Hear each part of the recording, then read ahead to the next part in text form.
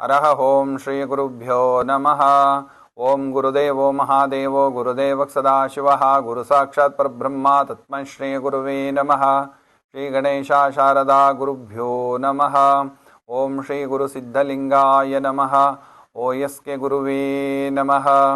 ಮೊದಲಿಗೆ ಶ್ರಾವಣ ಮಾಸದ ದಿನವಿಶೇಷಗಳು ಹಾಗೂ ಶ್ರಾವಣ ಮಾಸದಲ್ಲಿ 12 ರಾಶಿಯವರ ಮಾಸ ಭವಿಷ್ಯ ತಿಳಿಯೋಣ. ಶ್ರಾವಣ ಮಾಸ ಬಂತೆಂದರೆ ಹಬ್ಬಗಳ ಸಡಗರವೋ ಸಡಗರ. ಈ ಮಾಸದಲ್ಲಿ ಶಕ್ತಿ ದೇವರುಗಳ ವ್ರತಕಥೆಗಳು ಹಾಗೂ ಹಬ್ಬಗಳು ಸಾಲು ಸಾಲಾಗಿ ಬರುತ್ತವೆ. ಶ್ರಾವಣ ಮಾಸದಲ್ಲಿ ಈ ಬಾರಿ 4 ಶ್ರಾವಣ ಸೋಮವಾರಗಳು ಹಾಗೂ 4 ಶ್ರಾವಣ ಶನಿವಾರಗಳು ಬಂದಿರುತ್ತವೆ. ಆಗಸ್ಟ್ 17ನೇ ತಾರೀಕು ಸೋಮವಾರ ನಾಗರ ಪಂಚಮಿ. ಉತ್ತರ ಕರ್ನಾಟಕದ ಕಡೆ ದೊಡ್ಡ ಹಬ್ಬವಾಗಿ ನಾಗರ ಪಂಚಮಿಯನ್ನು ಆಚರಿಸುತ್ತಾರೆ. ಆಗಸ್ಟ್ 27 ಶುಕ್ರವಾರ ಶ್ರೀ ವರಮಹಾಲಕ್ಷ್ಮಿ ವ್ರತ. ಆಗಸ್ಟ್ 23 ಭಾನುವಾರ ಸರ್ವತ್ರ ಏಕಾದಶಿ. ಆಗಸ್ಟ್ 25 ಮಂಗಳವಾರ ಪ್ರದೋಷ ಪೂಜೆ.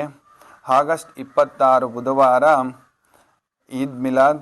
ಆಗಸ್ಟ್ 28 ಶುಕ್ರವಾರ ಹುಣ್ಣಿಮೆ ಮುಕ್ತಾಯ ಬೆಳಿಗ್ಗೆ 9:48 ರಕ್ಷಾಬಂಧನ. ಆಗಸ್ಟ್ 30ನೇ ತಾರೀಕು ಶ್ರೀ ರಾಘವೇಂದ್ರ ಸ್ವಾಮಿಗಳ ಆರಾಧನೆ. ಆಗಸ್ಟ್ 31 ಸೋಮವಾರ ಸಂಕಷ್ಟಹರ ಚತುರ್ಥಿ. ಚಂದ್ರೋದಯ ರಾತ್ರಿ 8:40.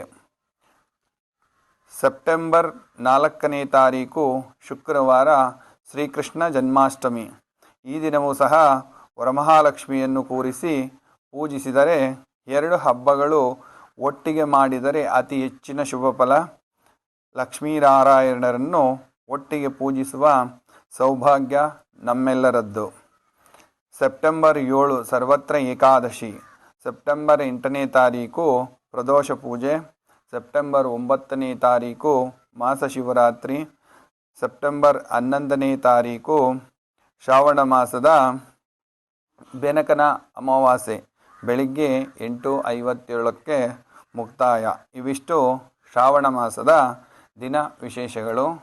ಈಗ ಶ್ರಾವಣ ಮಾಸದಲ್ಲಿ ಯಾವ ಯಾವ ಗ್ರಹಗಳು ಸ್ಥಾನ ಬದಲಾವಣೆ ಮಾಡಲಿವೆ ನೋಡೋಣ. ಆಗಸ್ಟ್ 17ನೇ ತಾರೀಕು ಸೂರ್ಯಗ್ರಹ ಕರ್ಕಾಟಕ ರಾಶಿಯಿಂದ ಸಿಂಹ ರಾಶಿಗೆ ಸಂಚಾರ ಮಾಡಲಿದ್ದಾರೆ. ಸೂರ್ಯಗ್ರಹ ತನ್ನ ಸ್ವಂತ ರಾಶಿಗೆ ರಾಶಿ ಬದಲಾವಣೆ ಮಾಡಲಿದ್ದಾರೆ.